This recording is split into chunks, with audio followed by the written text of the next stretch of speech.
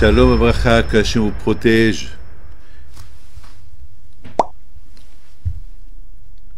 Que Hachem vous donne la santé, la joie, la prospérité, Keneratson. Alors, si Dieu veut, cette semaine, c'est Rosh Chodesh Adar, le mois d'Adar, le mois de la joie, et que Dieu fasse qu'on aura beaucoup de simha, que si Dieu veut qu'il y aura le shalom, la paix dans le monde, Keneratson. Et on fait que ça, on veut vraiment que ça s'arrange. On a un peu marre de tout ce qui se passe dans le monde. On veut, ça y est, on veut qu'il y ait la paix, qu'il y aura du bonheur, si Dieu veut, partout. Be'ezat Hashem. On dit que le mois d'Adar, c'est le mois de la joie. C'est le mois où Moshe Rabbeinu, il est né. C'est aussi le mois qu'il est mort. Mais, Baruch Hashem, il est mort vieux, à l'âge de 120 ans. Et il nous a laissé un héritage, la Torah. Baruch Hashem. D'ailleurs, on ne fait pas de deuil pour Moshe Rabbeinu. On ne fait pas de deuil. On ne fait même pas la Hilula de Moshe Rabbeinu. Pourquoi on ne fait pas la Hilula de Moshe Rabbeinu? Parce qu'on fait la Hilula de tout le monde, mais pas de Moshe Rabbeinu. Pourquoi? Parce que Moshe Rabbeinu, il n'a pas besoin de la Hilula. Pas chaque jour qu'on étudie la Torah, c'est sa joie. C'est quoi la Hilula? C'est quoi le mot Hilula, c'est mariage. Le mot Hilula, c'est la joie. Donc, si chaque jour on étudie la Torah, on mange kasher, on respecte le Shabbat, on respecte la Torah, c'est la joie c'est ça la joie de Moshe Rabbeinu. Les tzadikim, lorsqu'on leur fait la Hilula, le jour qu'on leur fait la Hilula, c'est le jour de leur joie. Moshe Rabbeinu, c'est chaque jour. Alors donc, il n'y a pas un jour fixe pour faire la Hilula de Moshe Rabbeinu. Et en plus, j'irai plus loin, que vous savez que c'est pas écrit dans la Torah la date quand la Torah a été donnée. C'est pas écrit. Pourquoi c'est pas écrit? Et pourtant, la Torah, elle a écrit les dates quand c'est Pesach, les dates quand c'est Rosh Hashanah, les dates quand c'est Sukkot, les dates quand c'est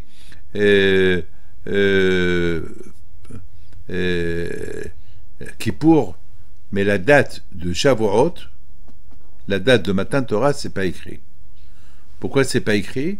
Pour te dire que le jour que je vais étudier la Torah, eh ben c'est la date de Matan Torah. Le don de la Torah, il n'a pas de date. Le jour que tu décides, Pesach, il a une date. C'est le mois de Nissan, le mois d'avril.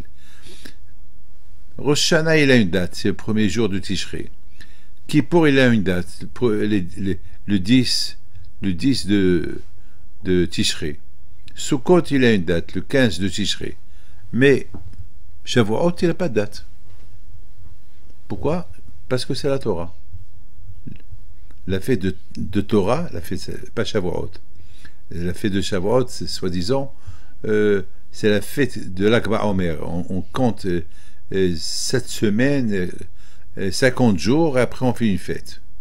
Mais au fait, on fait la fête pour Matan Torah. Mais c'est pas écrit qu'il y a eu Matan Torah à Shavuot. Pour te dire que le jour que tu décides accepter la Torah, recevoir la Torah, c'est la date. La date que tu choisis, c'est la date de Matan Torah. Il y a quelqu'un il a fait... Je sais qu'il n'était pas religieux du tout. Mais il n'était pas religieux. Et soudainement, je l'ai vu avec une kippa sur la tête, à la synagogue. Je lui dis, ah, Baruch Hashem, tu as changé. Mais il dit, grâce à Dieu, j'ai vu un miracle du bon Dieu, et depuis que j'ai vu ce miracle du bon Dieu, j'ai dit, il n'y a que Akadosh Baruch Hu, et j'ai fait une grande teshuva.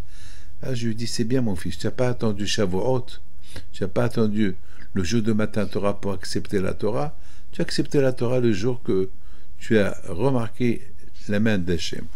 Mes amis, la paracha de cette semaine, la paracha, elle nous parle que chacun de nous, il devait apporter un don pour, c'est ce qu'on appelle Mahatzit HaShekel, pour les frais généraux du Mishkan. Alors vous savez, on avait un Beth Amikdash, maintenant on n'a pas de Beth Amikdash. Lorsqu'on avait le Beth Amikdash, le temple, le Mishkan, alors il y avait des frais. Alors qui paye tous ces frais généraux? Il y avait des sacrifices, il y avait beaucoup des ouvriers, plein.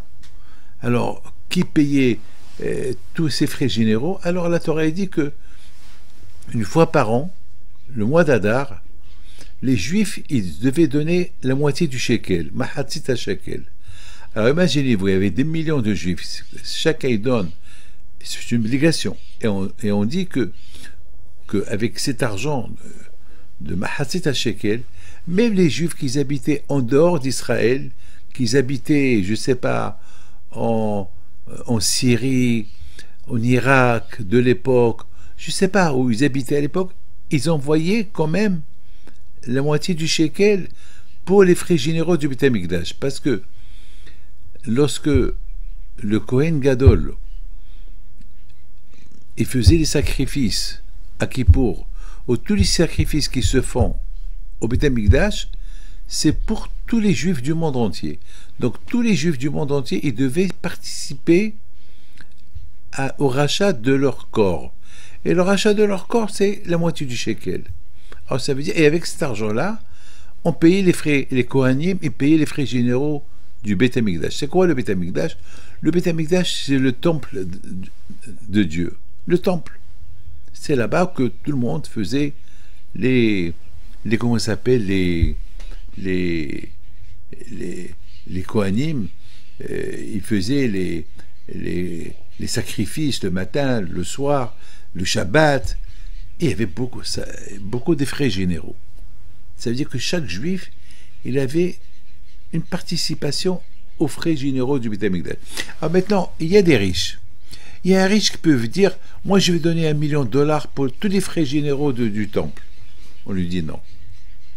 Non.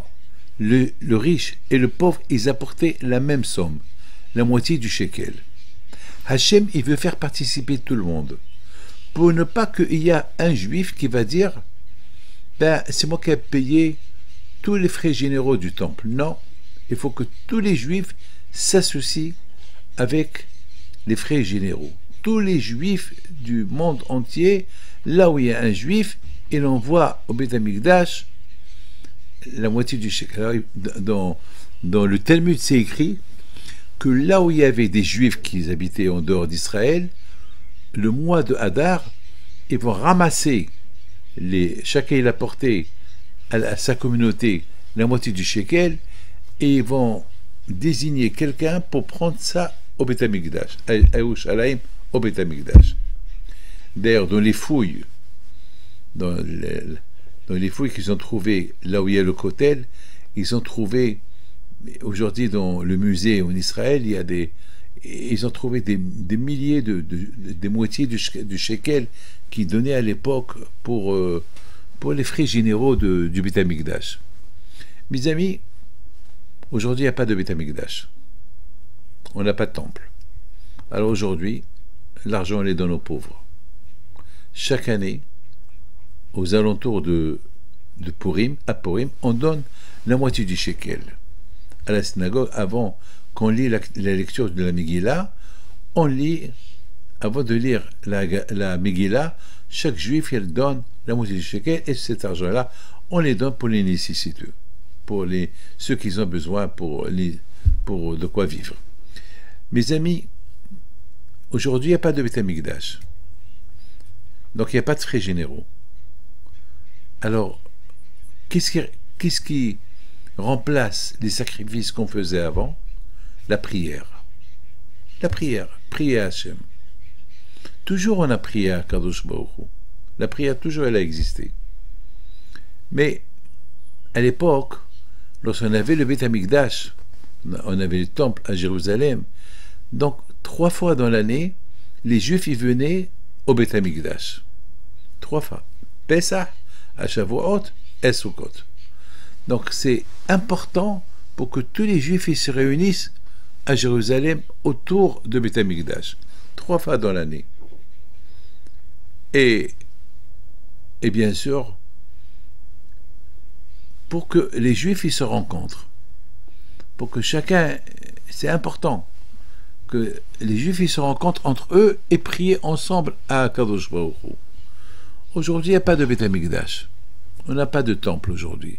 Aujourd'hui, il y a les synagogues. On va à la synagogue, on prie à Kadosh Baruch Hu à la synagogue. On prie. C'est quoi l'importance de la prière? Maintenant, c'est ça ce que je voudrais vous demander. Ah, maintenant, n'oubliez pas une chose. C'est important que... C'est pour ça, le matin, lorsqu'on va à la synagogue, même pour ceux qui ne vont pas à la synagogue, il faut qu'ils ont une tirelire de tzedaka pour mettre là-bas de l'argent, pour faire là-bas une coupa de tzedaka. Parce que la tzedaka, elle protège de la mort. Une pièce, 2 pièces. Il faut pas qu'il passe un jour sans que vous donnez la tzedaka. La tzedaka, c'est important. Il y avait un juif qui habitait à Natania, que chaque matin, il mettait une pièce à la mémoire de Rabbi Mebarandes. Il prend sa moto, il va au travail. Un matin, il a oublié de mettre la pièce dans la tirelire. Il retourne à la maison. Sa femme lui dit, pourquoi tu retournes? Il dit, j'ai oublié de mettre la pièce dans la coupa de la tzedaka. Et alors, elle lui dit, mais tu aurais pu m'appeler, j'aurais pu le faire. Elle dit, non, je préfère, j'ai l'habitude de le faire, je le fais. Il retourne, et elle reçoit un coup de téléphone, ton mari, il est à l'hôpital. Il faut venir d'urgence. Il a fait un grave accident.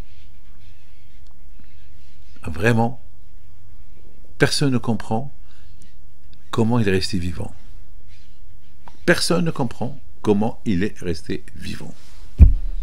La moto, elle est déchiquetée, cassée en 4 morceaux. Lui, il a été envolé de 100 mètres presque.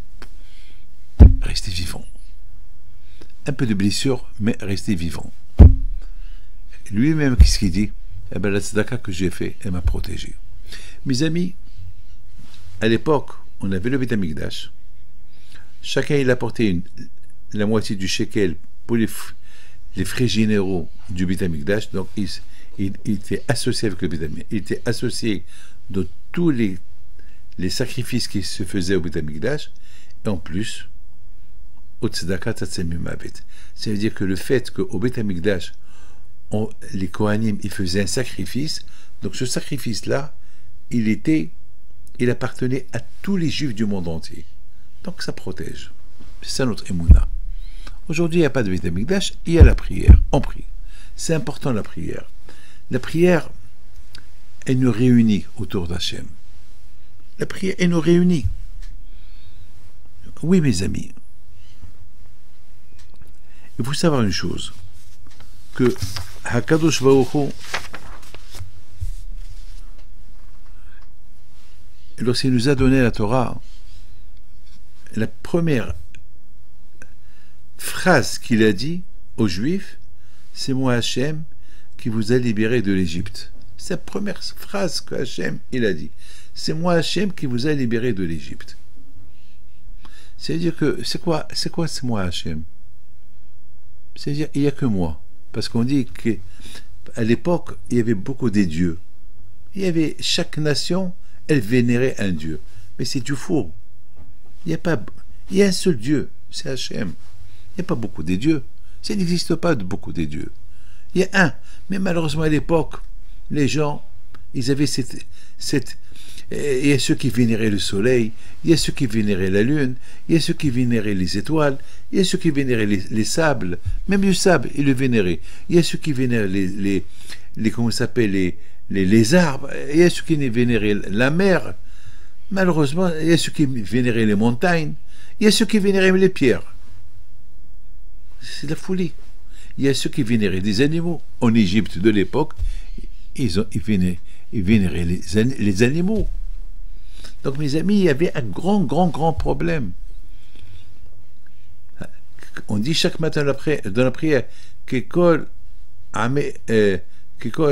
Elohei Amim Elelim Vadonai Shamim Asa. Les nations à l'époque, ils avaient des Elelim, ils avaient beaucoup de dieux. Chaque jour, ils changeaient de Dieu. Un jour celui-là, un jour celui-là, un jour celui-là. Mais il y a un seul. Vadonai Shamim Asa. Il y a un seul Dieu, c'est lui qui a créé le ciel et la terre. C'est tout. C'est tout. Le soleil, c'est une créature de Dieu. La lune, Comment tu peux dire que la lune, elle a créé le soleil? Ou le soleil, il a créé la lune? Non, c'est tout l'ensemble, tout ce qu'il y a dans le monde, c'est la création d'Hachem, du bon Dieu. Le bon Dieu a créé le monde entier, et tout ce qui est à l'intérieur, et nous aussi avec. C'est tout. Donc, mes amis, lorsque Hachem, il nous a donné la Torah au mont Sinaï, Hachem, et lorsqu'il a apparu, il a dit, c'est moi votre Dieu qui vous a libéré de l'Égypte, de la maison des esclaves. Anochi Hachem Elokecha Shustarem Etzrayim Bet Avadim. Alors je vous pose une question, mais tout le monde le sait. Il y a à peine 3 mois, les Juifs ils étaient en Égypte, esclaves, et le bon Dieu les a libérés. Alors pourquoi Hachem? Excuse-moi de vous dire quelque chose. C'est comme par exemple, si je rentre dans ma communauté et je leur dis, c'est moi David Pinto, petit-fils de Rabbi Haim Pinto. Et c'est moi qui a construit cette synagogue. Mais tout le monde le sait. C'est quoi cette déclaration? C'est quoi cette déclaration du bon Dieu au Béni Israël? C'est moi Hachem qui vous a libéré de l'Égypte, de la maison des esclaves. Mais tout le monde le sait. Pourquoi Hachem dit, c'est moi Hachem qui a créé le ciel et la terre? Mais pourquoi leur dire? C'est comme un enfant qui dit, c'est comme, pardon, un père qui dit à son fils, hé, c'est moi ton père. Et sa mère va lui dire, eh ben, c'est moi qui t'a mis au monde. Ben, attends, le fils, il le sait. Attends, c'est quoi cette question? C'est quoi cette déclaration du bon Dieu au béni Israël? C'est moi Hachem qui vous a libéré de l'Égypte. C'est ça ma question. Le contraire, Hachem, il aurait dû dire, c'est moi Hachem qui a créé le ciel et la terre. Mes amis, écoutez, le ciel et la terre, Hachem, chacun peut savoir c'est Hachem qui a créé le ciel et la terre. Il faut être bête pour croire que Hachem n'a pas créé le ciel et la terre. Il faut être bête. Écoute, tu vois cette belle création, tu ne peux pas dire qu'elle est venue d'elle-même. Écoutez, j'ai devant moi ma montre. Vous n'allez pas me dire que cette montre, elle est venue, elle s'est faite d'elle-même. C'est pas possible. Cette montre, on l'a fait. Il n'y a rien qui s'est fait seul. Il n'y a rien qui s'est fait seul. On ne peut pas dire, ceux qui est intelligent, il ne peut pas dire que le soleil, que pendant la journée il est là, la nuit il n'est plus là, que c'est lui le Dieu. Non, le Dieu tu ne le vois pas. Il y a un Dieu qui l'a. C'est une logique. Il dit David Ameller, il suffit rien que de lever tes yeux vers le ciel et tu dis, oh Hachem, quel extraordinaire monde que tu as créé. Rien que lève tes yeux et regarde, c'est de beauté de monde. Moi, chaque fois que je vois la mer, lorsque j'étais à Miami, j'étais au 40e étage et je vois la mer en face de moi. Waouh, je dis Hachem, tu es extraordinaire. Et le matin, je me réveille le matin et je vois le lever du soleil, que c'est beau. Et le soir, le coucher du soleil, que c'est beau. Vous savez qu'est-ce que nos sages disent? Que, comme mon cher Rabbeinu, il savait quel jour, si c'était le jour et la nuit, parce que dans le ciel, il n'y a pas de jour et la nuit. Dans le ciel, il n'y a que la lumière. Le jour et la nuit que dans ce monde-là. Mais dans l'autre monde, il n'y a pas le ciel et la nuit. Alors, comment mon cher Rabbeinu savait que c'est le jour, c'est la nuit? Eh bien, lorsqu'il voyait le soleil venir se prosterner devant Dieu, il savait que maintenant c'est la nuit qu'elle arrive. Et lorsqu'il voyait la lune et les étoiles qui venaient se prosterner devant le bon Dieu, il savait que maintenant la nuit, elle vient de terminer. Voilà, il savait. Voilà, et maintenant c'est le jour qui commence. Et c'est comme ça. Tout ce que Hachem a créé dans le monde, chaque création, chaque créature, elle se prosterne devant Dieu pour donner des éloges à Hachem. Même les animaux. Il n'y a rien au monde qui ne fait pas des éloges à Kadosh Baruch Hu. Et à notre tour, à nous aussi, On a la prière du matin, on a la prière de l'après-midi, on a la prière du soir. On prie à Kadosh Baruch Hu. La prière. Aujourd'hui, on n'a pas de Beth Amikdash, mais il y a la prière. On prie à Kadosh Baruch Hu. On prie à Kadosh Baruch Hu. Donc, mes amis, la Hachem, il a apparu au Béni Israël, il leur a donné la Torah. Avant qu'il leur donne la Torah, il fait une déclaration: c'est moi Hachem qui vous a libéré de l'Égypte. Il n'avait pas besoin de leur dire: c'est moi Hachem qui a créé le ciel et la terre. C'est quelque chose d'évident. Il faut être bête pour croire autre chose que ça. Tu réfléchis, tu ouvres tes yeux, tu vois la vérité. Tu vois Kadosh Baruch Hu. C'est lui qui a créé le monde, c'est tout. Hein. Regardez mes amis, Yitro tout seul, il a découvert Hachem. Yitro, tout seul, il a commencé à réfléchir. Il a découvert qui est Hachem. Yitro, il était l'homme le plus grand, il était l'homme qui représentait toute l'idolâtrie du monde. Et lorsqu'il a entendu, il a vu ce que Hachem il a fait en Égypte et dans la mer, il a dit qu'il n'y a que Hachem. C'est une claque pour nous. Parce que nous, au moins, on a vu en Égypte, les Juifs, ils ont vu beaucoup de choses en Égypte. Ils ont vu les 10 plaies, ils ont vu. Alors, maintenant, s'ils disent Hachem ou Elohim, c'est Hachem le bon Dieu, oui, mais Yitro, il n'a rien vu. Rien que ce que Yitro, il a entendu, parce que dans la vie, on entend, et après, on réfléchit ce qu'on a entendu, et après, on développe ce qu'on a entendu, et après, on découvre la vérité. C'est ce qu'il a fait Yitro. Et Yitro, il a découvert Hachem tout seul. Nous, grâce à Dieu, on n'avait pas besoin de découvrir Hachem tout seul. Nous, on a eu les parents. Moi, je me rappelle au Maroc, depuis que j'étais petit, depuis que j'étais jeune, j'ai grandi dans la foi en Dieu. J'ai grandi avec cette émouna. J'ai grandi comme ça. Tout le temps, je voyais mon père qui fait la prière, ma mère, et j'ai grandi dans ce bain-là. Et grâce à Dieu, après, j'ai développé. Alors, tu peux pas m'éloigner du bon Dieu. Ça y est, c'est pas un bourrage de crâne qu'on m'a fait. Je vois la vérité, c'est tout. Dans mes mains, j'ai un verre. On peut pas me dire ce que j'ai dans les mains, c'est une bouteille. On peut pas dire que ce que j'ai dans les mains, je sais pas, c'est une voiture. Non, c'est un verre en papier, c'est tout. Je suis pas bête. Je suis pas bête. Akadosh Baruch Hu, il a créé en l'homme la sagesse et l'intelligence pour le découvrir. Comment on peut inventer, comment on peut dessiner un avion, comment on peut inventer un avion? Parce que c'est un développement, avec... Alors, si on peut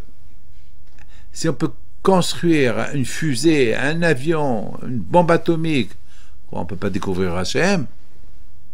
C'est que les gens, ils n'ont pas le temps pour découvrir Hachem.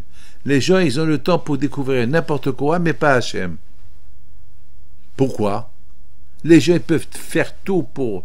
Vous savez ce que m'a dit quelqu'un qui était riche. Il m'a dit: Rabbi David, je voulais être riche.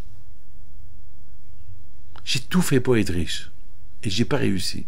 Jusqu'à qu'un jour, je dis à Hachem, je sais que la richesse, elle vient que de toi. Ah voilà, je me mets entre tes mains.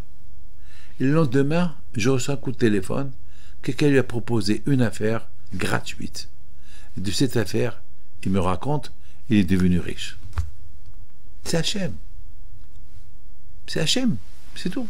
Mes amis, maintenant on comprend très bien pourquoi alors Hachem, il s'est dévoilé au Béni Israël. Il n'aurait pas dit: c'est moi Hachem qui a créé le monde, le ciel et la terre. C'est quelque chose d'évident, quelque chose que l'homme, avec l'intelligence qu'il a, il peut découvrir qui est Hachem. C'est pas la peine qu'un enfant, il n'a pas besoin d'un enfant de faire des recherches pour dire: c'est toi mon père, c'est toi ma mère. Non, c'est évident, c'est son père. C'est son père, c'est sa mère. Il a grandi à la maison. Il a grandi avec son père, il a grandi avec sa mère. Et il a ses frères. Et tout le monde appelle papa, papa. Tout le monde appelle maman, maman. C'est pas maintenant, ah tiens, je veux faire les recherches pour voir si c'est toi mon père, si c'est toi ma mère, je veux faire l'ADN. Mais non, t'es fou, tu perds ton temps. Pour des choses qui sont évidentes, on ne fait pas de recherche. C'est la raison pourquoi le bon Dieu s'est découvert. Il s'est découvert au Béni Israël, au mont Sinaï. Il leur a dit, c'est moi, Hachem, qui vous a libéré de l'Égypte et de la maison des esclaves. Là, Hachem, il leur fait une belle déclaration. C'est moi, Hachem, qui vous a libéré des mains d'Égyptiens, vous étiez esclaves, et de la maison des esclaves. C'est quoi la maison des esclaves, mes amis? C'est ça. C'est ça la question que je vous pose. C'est quoi la maison des esclaves? Je vous ai libéré de l'Égypte et de la maison des esclaves. Ah ben, mes amis, la maison des esclaves, c'est que l'homme, malheureusement, il est esclave à ce qu'il voit. Malheureusement. On est esclave aux voitures, esclave au football, esclave ce que nous on voit. Malheureusement, il y a le Sahara. Le Sahara, il ne veut pas que tu sois esclave du bon Dieu, que c'est lui le créateur du monde. Le Sahara, il veut que tu sois esclave ce que tu vois. L'argent, le football, je sais pas, tout ce qui est matériel, esclave des voyages, esclave de l'internet, esclave des médias. Regarde aujourd'hui, tu vois les gens, du matin au soir, ils voient, ils sont esclaves. Un qui regarde. Vous savez, aujourd'hui, il y a beaucoup de pays qui sont en train d'interdire certaines applications. Pourquoi? Parce que ils ont vu que la nouvelle génération, je ne dis pas qu'ils sont bêtes, mais ils ne savent même pas calculer. Aujourd'hui, tu as tout. Avec l'intelligence artificielle, tu n'as pas besoin d'aller voir un médecin. Tu vas un médicament, tu cherches, tu trouves. Je ne sais pas moi. À un moment donné, avec l'intelligence artificielle, je ne sais pas, tu connais toutes les lois, tu connais ça. C'est de la folie. Donc aujourd'hui, mettons, je ne parle pas de l'intelligence artificielle, mettons, on parle de la nouvelle génération. Ils ont tous les matchs de football, tous les films, tous les bêtises du monde dans un téléphone. Donc aujourd'hui, les gens, leur tête, elle est plus en rien. C'est de la folie ce qui se passe. Même aujourd'hui, les familles, il n'y a plus des réunions de famille. Tu vois, dans une maison, tout le monde avec son téléphone, tout le monde occupé avec un autre, le père, la mère, les enfants, papa. Il n'y a plus de réunion. Une fois, il y a maman qui me dit, Rabbi David, avant, je réunissais mes enfants autour de la table, au moins une fois par semaine. Maintenant, il vient chez moi. Même le Shabbat, il n'y a plus de réunion. Parce que chacun avec son téléphone. Et chacun... Alors, il n'y a pas de kidouche, il n'y a rien. Au moins avant, il y avait un kidouche, il y avait ça. Malheureusement. Mes amis, Akadosh Baruch Hu, il est dit au Béni Israël, vous avez vécu en Égypte pendant 400 ans. Et vous avez appris des Égyptiens. Vous avez appris l'idolâtrie. Et vous étiez esclaves du matériel, esclaves de tout ce qui n'est pas, de tout ce qui pouvait vous attacher à moi, à Dieu. Et je vous ai libéré de ces envies-là. Nos sages disent que les Juifs, ils sont tombés à 49 degrés d'impureté. Lorsqu'ils ont quitté l'Égypte, ils étaient à 49 degrés d'impureté. Ça veut dire qu'ils étaient loin d'Hachem. Et Hachem, il les a libérés en 49 jours de tous ces 49 niveaux d'impureté. C'est ça mes bêta avadim. Vous savez, mes amis, une fois, j'ai vu quelque chose de sale avec mes yeux. Et c'était pas facile pour moi de l'enlever de ma tête. Ce que j'ai vu, c'était gravé dans ma tête. J'ai pas cherché à voir, mais j'ai vu. Il a fallu que je prie à Hachem, qui m'aide à enlever ça de ma tête.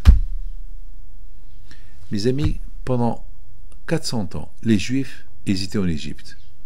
Ils ont vu plein de choses. Ils étaient idolâtres. Et ils croyaient en Dieu. Mais ils croyaient aussi en d'autres, en Pharaon, qui se présentait, qui se prenait comme un Dieu. C'est-à-dire, il y a beaucoup de gens qui disent « j'adore Dieu », mais lorsqu'il y a un match de football, le match de football, il va passer avant Dieu. Imaginez-vous s'il y a le Brésil et la France, ou le Brésil contre, je ne sais pas, l'Angleterre, je ne sais pas moi, deux grandes nations, deux grands pays, la Coupe du Monde, à des heures de la tfila. Vous allez voir, ceux qui ont l'habitude de prier tout le temps, ben, ils vont être en face de la télévision pour voir ce match, ou bien en face de leur téléphone. Vous savez que lorsque ma fille s'est mariée, c'était l'heure de la Coupe du Monde. Je pense à l'Argentine et la France, je ne me rappelle pas, je ne peux pas vous dire. C'était... Je vous dis quelque chose.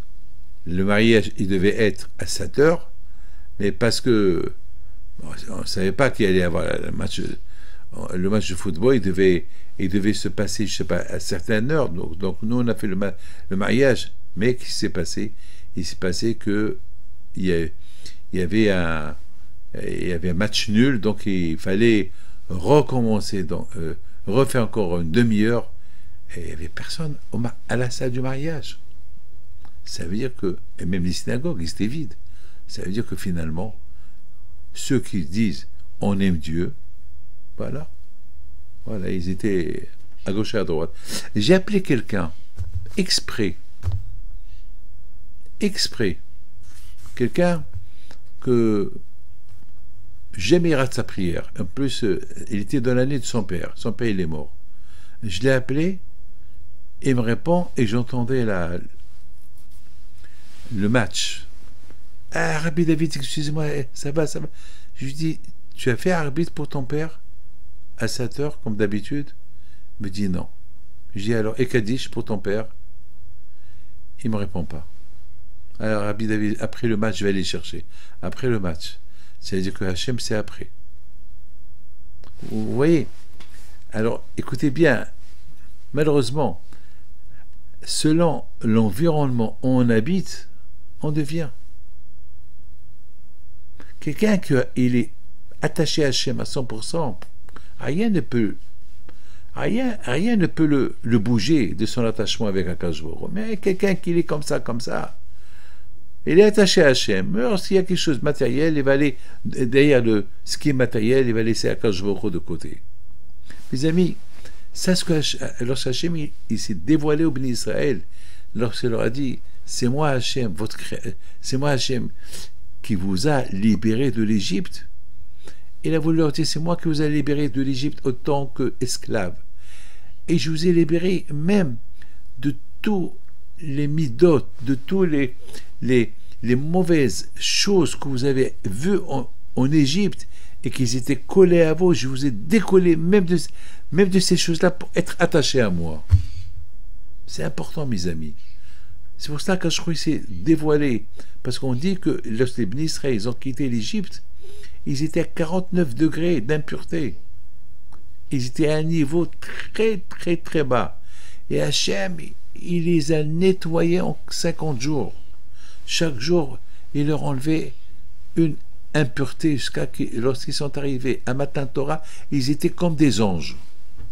Ils étaient comme Adam Arishon avant la faute. Vous imaginez, mes amis, où ils sont arrivés, les Bénis Israël,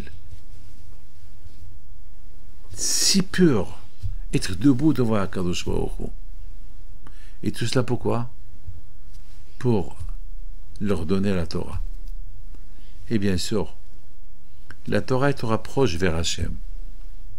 La prière aussi. Et te rapproche vers Akadosh Baruch Hu.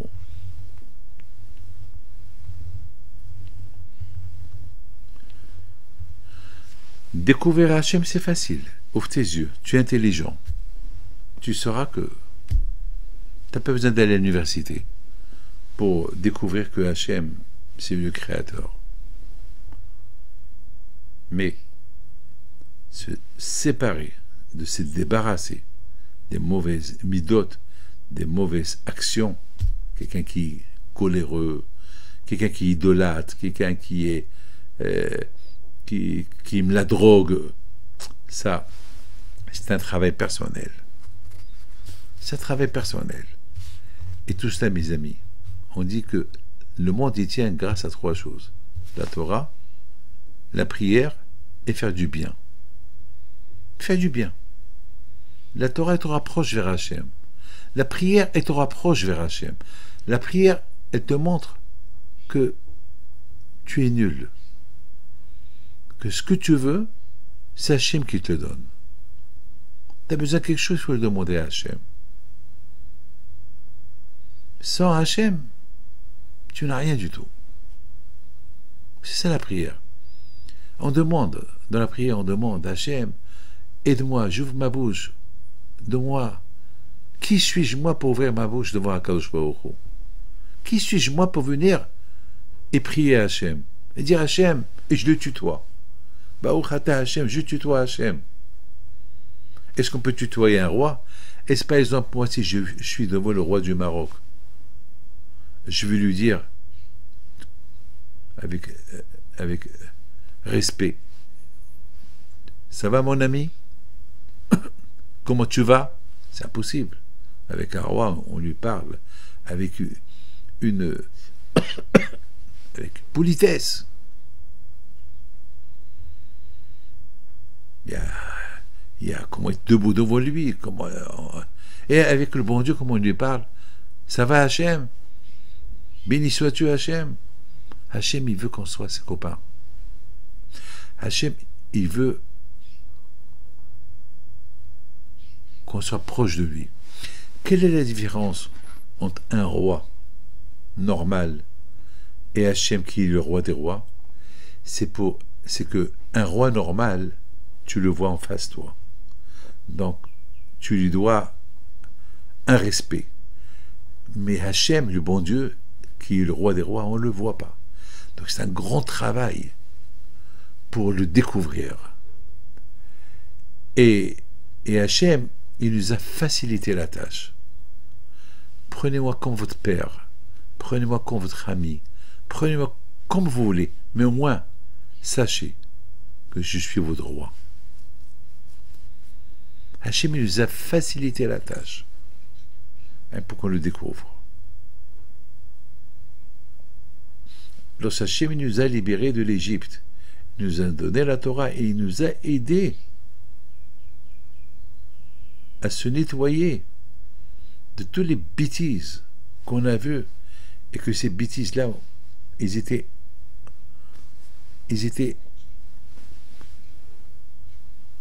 ancrés en nous, en soi-même. Ils étaient ancrés en soi-même. Les mauvaises choses, ils faisaient partie de nous. On était mauvais. On avait des idées sales par rapport à ce qu'on a vu. Par rapport à ce qu'on voit, on devient.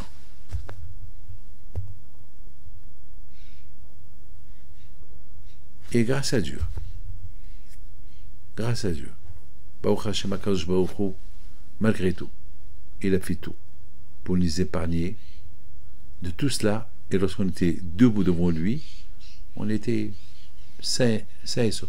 Vous savez, mes amis, il y a une femme qui a beaucoup des enfants, des garçons. Une fois, il vient chez moi, il me dit, Rabbi David, merci Hachem pour tout ce qu'il a fait pour moi. Il m'a donné beaucoup d'enfants. Mais toi, je veux des filles, j'ai pas de filles. Et je sais que ces garçons, ils vont se marier, ils vont me lâcher. Mais moi, les filles sont hnin, les filles sont, ils ont un cœur large, ils vont avoir pitié de moi. Alors, Rabbi David, une bracha, je dis, une bracha, que le bon Dieu te donne une fille. Il m'a dit, non, je veux pas une fille, je veux 3 filles. Je dis, 3 filles? Mais c'est pas possible. Il m'a dit, pourquoi c'est pas possible? Mais Hachem, il peut tout faire. Il m'a donné que des garçons, il peut me donner que des filles. Mais je veux 3. J'ai rigolé. J'ai leur pris. Eh ben, cette semaine, il a eu 3 filles. Elle était enceinte. Elle est venue un jour très heureuse pour m'annoncer qu'elle est enceinte. Elle me dit, mais Rabbi David, je ne veux pas te dire ce que j'ai. Avec son grand sourire. J'ai compris. Je lui dis, d'après ton grand sourire, c'est que tu as 3 filles. Elle m'a dit, Rabbi David, je vous ne réponds pas jusqu'à que je les vois avec mes propres yeux. Elle a eu 3 filles. La prière. Eh oui, la prière. La prière. La prière, c'est ce que Hachem il a dit. Anochi Hachem, moi Hachem, je peux faire tout pour vous, comme je vous ai libéré de l'Égypte, comme je vous ai libéré des mauvaises choses et de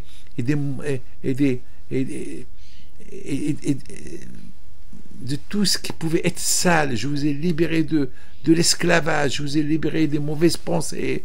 Vous êtes maintenant propre comme un diamant pur. Ça veut dire que l'être humain, il peut s'il veut. Le plus gros travail, le bon Dieu l'a fait en nous. Il nous a nettoyés. Donc ça veut dire que s'il nous a nettoyés, c'est que nous, si on est sale, on peut se nettoyer de nos midotes, nos mauvaises qualités, de tout, si on veut. Et pour s'attacher à Hachem. Quant à l'aïmona en Dieu, c'est lui qui a créé le ciel et la terre, ça c'est évident. On n'a pas besoin. Mes amis, je voudrais simplement vous raconter quelque chose.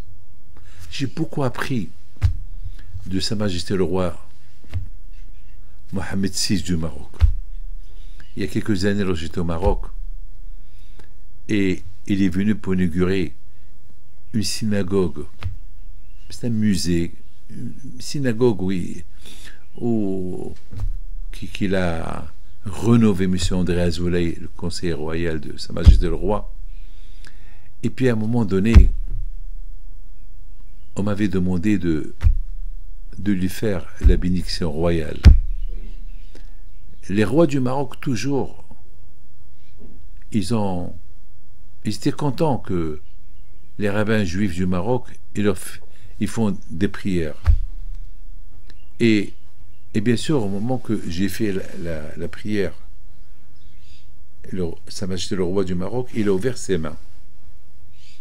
Et pendant que je faisais la bénédiction, je le regardais, et je voyais que ses yeux, ils étaient concentrés dans la prière. Est-ce qu'il comprenait ce que je disais? Je ne sais pas. Tout ce que je peux vous dire, il sait que je le bénis au nom de Dieu. C'est tout. Et lui, Sa Majesté le roi, il croit en Dieu. Et ça m'a donné une idée. Un roi, que la vie et la mort est entre lui, entre ses mains. Un roi qui peut tout faire. Il gouverne un pays de 45 millions de personnes. Il est aimé par tout le monde. Là où il va, les portes sont ouvertes. Il est soumis à Dieu.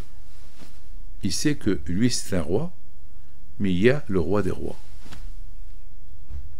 Alors ça m'a donné beaucoup de réflexion. Et toi, David, tu es quoi? Tu n'es pas un roi. Tu es rien du tout. Comment tu peux ne pas être croyant vis-à-vis du bon Dieu? Comment toi, tu ne vas pas te soumettre sous les ordres du bon Dieu? Un roi qui se soumet sous les ordres d'Hachem. Et toi? Ça m'a donné à réfléchir. Ça m'a donné beaucoup à réfléchir. Mes amis, chaque jour qu'on fait la prière, on est devant le roi des rois. Melech Malchei Amlachim HaKadosh Baruch Hu. Le roi des rois.